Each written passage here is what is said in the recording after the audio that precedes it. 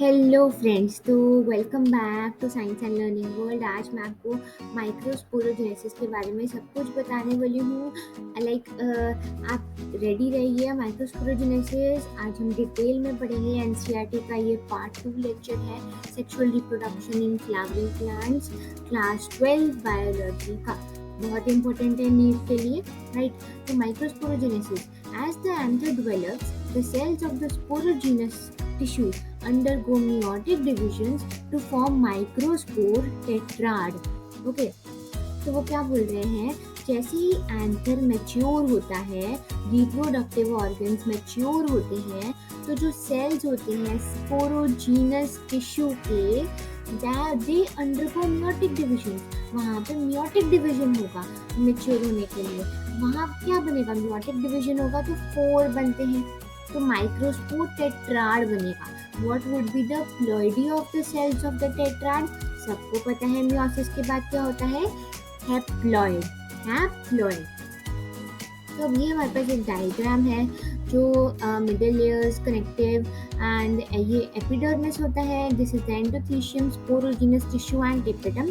और यहाँ पे आप देख ही सकते हैं, एपिडर्मिस है, endothecium, then middle layers and then microspore mother cell and then we have tapetum. Tapetum में आप देखें बहुत ज़्यादा डेंस साइटोप्लाज्म दिखाया हुआ है। तो यही मेन पॉइंट होता है जिससे हम डिस्टिंग्विश कर सकते हैं नीट के एग्जाम में, राइट। तो यहाँ पे पोलन ग्रेन्स भी आप देख सकते हैं। It is dithecous and bilobed. Okay, it is dithecous and bilobed. So now transfer section of young anther, enlarged view of one microsporangium showing ball layers and a mature dehisced anther. ये डिहाइस हो चुका है। देखिए यहाँ पे जो pollen grains हैं वो आउटसाइड निकल रहे हैं, ठीक है। तो नेक्स्ट हम कह सकते हैं कि as each cell of the sporogenous tissue is capable of giving rise to a microspore tetrad, each one is a potential pollen or microspore mother cell.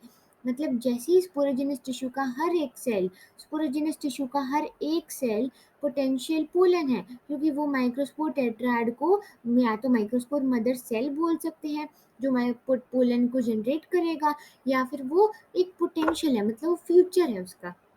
Okay, the process of formation of microspores from a pollen mother cell through meiosis is called microsporogenesis. ये जो process पढ़ा हमने पूरा microsporogenesis बोलते हैं। The microspores as they are formed are arranged in a cluster of 4 cells. तो microspore tetrad जो मैं आपको पहले ही बता चुकी हूँ। As the anther mature and dehydrate, अब ये बहुत इंपॉर्टेंट लाइन है। This is very important line, ये बहुत बार एग्जाम में आ चुकी है, endless number of times. Okay, so as the anther mature and dehydrate, the microspores dissociate from each other and develop into pollen grains. जैसे ही mature होता है, dehydration के कारण एंडोथीशियम पर फोर्स लगता है और स्ट्रेच आता है जिससे वो खुल जाती है। The microspores dissociate from each other and develop into pollen grains. Okay, inside each microsporangium, several thousands of microspores or pollen grains are formed that are released with the dehiscence of anther. Okay, तो pollen grain, the pollen grain represents the male gametophytes. If you, अब जो pollen grain होता है, pollen sac नहीं, grain, grain एक single grain जो haploid होता है, pollen grains represent the male gametophyte. If you touch the opened anthers of hibiscus or any other flower, you would find deposition of yellowish powdery pollen grains on your finger. अगर वो ऊपर रहेगा, touch करोगे तो yellow हो जाएंगे आपके finger. Sprinkle these grains on a drop of water taken on a glass slide and observe under a microscope. You will really be amazed at the variety of architecture, sizes, shapes, colors, designs seen on the pollen grains from different species. अगर एक ही species का है तो same ही रहेगा, but different species है तो ऐसे different हो जाएंगे. आप ये फोटो देख पा रहे होंगे, एनसीईआरटी के इटसेल्फ है. Sand scanning electron micrographs of a few pollen grains. अब आता है, pollen grains are generally spherical, measuring about 25 to 50 micrometers in diameter. It has a prominent two-layered wall. ये बहुत इंपॉर्टेंट मेजरमेंट है. डायमीटर कितना है, 25 to 50. अब इसकी प्रोमिनेंट टू लेयर्ड वॉल भी होती है। इसकी कितनी layer? Two layered wall pollen grain की। The hard outer layer called exine is made up of sporopollenin, which is one of the most resistant organic material known. It can withstand high temperatures and strong acids and alkali. No enzyme that degrades sporopollenin is so far known. ठीक है, अमर बन जाएगा कोई उससे। Pollen grain exine has prominent apertures called germ pores.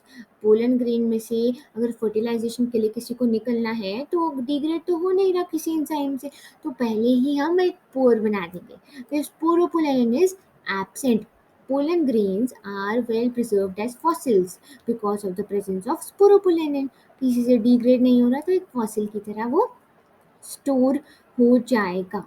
Okay, the exine exhibits a fascinating array of patterns and design. Why do you think the exine should be hard? What is the function of germ pore? The inner wall of the pollen grain is called the intine.